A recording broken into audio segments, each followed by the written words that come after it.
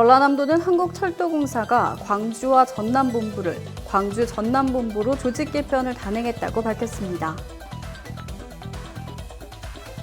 목포시가 광화문 집회에 참석하고도 거짓 진술로 역학조사를 방해한 교회 관계자 A씨를 지난 3일 고발했습니다. 질병관리본부가 12일 질병관리청으로 공식 출범합니다. 질병관리본부가 8일부터 인플루엔자 국가 예방접종을 시행합니다. 8일부터 여의도와 뚝섬, 반포 등 주요 한강공원의 밀집 지역에 시민 출입이 통제됩니다. 자세한 소식은 잠시 후 뉴스에서 전해드리겠습니다. 시청자 여러분 안녕하십니까? 신동아 전남방송 뉴스 권민아입니다. 전라남도는 한국철도도시공사가 현장 조직 최적화를 위해 광주와 전남본부를 광주 전남본부로 통합 확대한 조직 개편을 단행했다고 밝혔습니다. 이번 조직 개편은 정부 공공기관 지방 이전 정책을 비롯해 국가 균형 발전과 지역 경제에 미칠 영향 등을 고려해 광주 본부를 순천에 있는 전남본부로 통합됐습니다. 광주 전남본부는 경영 인사처 등 7개 부서이며 기존 전남본부 인력 964명에 광주본부 918명과 호남 차량관리단 364명 등을 더해 총 2,250여 명으로 구성됩니다. 기존 광주본부에는 광주 지역관리단을 두어 현장과 밀접한 안전 관련 필수 기능은 유지할 방침입니다.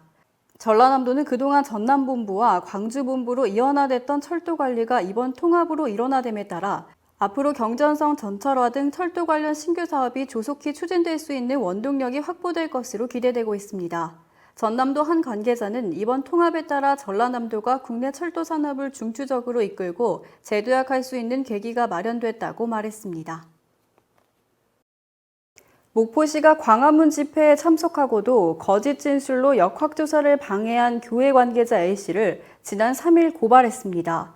시는 코로나19 전국적 확산세를 보이던 엄중한 시기 비협조적인 태도와 거짓 진술로 방역에 혼선을 준 A씨를 감염병의 예방 및 관리에 관한 법률 위반 혐의로 고발 조치했다고 밝혔습니다.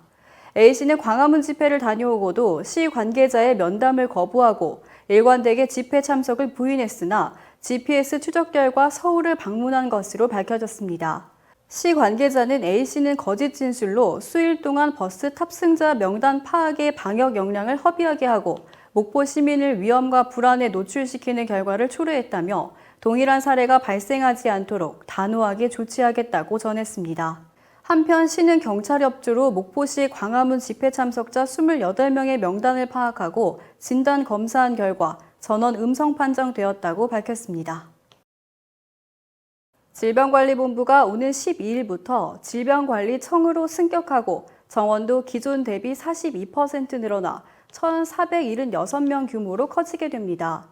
행정안전부는 8일 국무회의에서 이런 내용을 담은 질병관리청과 그 소속 기관 직제 제정안과 보건복지부와 그 소속 기관 직제 제정안이 의결됐다고 밝혔습니다.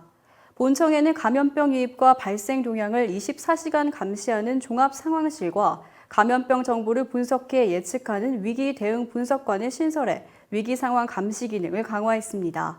또 감염병 관리센터는 감염병 제도를 총괄하는 감염병 정책국으로 긴급상황센터는 감염병 위기 대응국으로 각각 재편했습니다.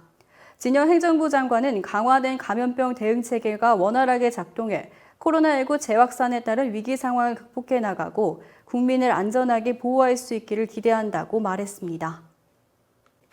질병관리본부는 코로나19와 인플루엔자 동시 유행에 대비하기 위해 8일부터 인플루엔자 국가 예방접종을 시행한다고 밝혔습니다. 무료 접종 대상은 생후 6개월에서 만 18세 소아 청소년과 임신부, 만 62세 이상 어르신 등 1,900만 명입니다. 백신 접종은 코로나19 방역을 위한 사회적 거리 두기 등을 감안해 순차적으로 진행됩니다. 8일부터는 면역 획득을 위해 백신을 2회 맞아야 하는 아동부터 접종을 받을 수 있으며 소아, 청소년과 임신부 등은 오는 22일부터 접종을 받을 수 있습니다. 또 만 62세 이상은 10월 중순부터 무료 접종을 받을 수 있습니다. 독감 무료 접종을 해주는 지정 의료기관은 예방접종 도우미 누리집과 스마트폰 애플리케이션에서 확인할 수 있습니다. 서울시 한강사업본부는 8일 오후 2시부터 여의도와 뚝섬, 반포 등 주요 한강공원의 밀집 지역에 시민 출입을 통제한다고 밝혔습니다. 서울시는 한강공원 내 매점 28곳과 카페 7곳은 영업시간을 단축하고 매일 오후 9시에 문을 닫아 시민 안전을 위한 노력에 동참키로 했다고 전했습니다. 또 11개 한강공원 내 43개 주차장도 오후 9시부터 다음날 오전 2시까지 진입할 수 없게 됩니다. 이번 조치는 코로나 바이러스 재확산 저지를 위해 서울시가 추진하고 있는 1000만 시민 멈춤 주간이 종료되는 오는 13일까지 이어질 예정입니다.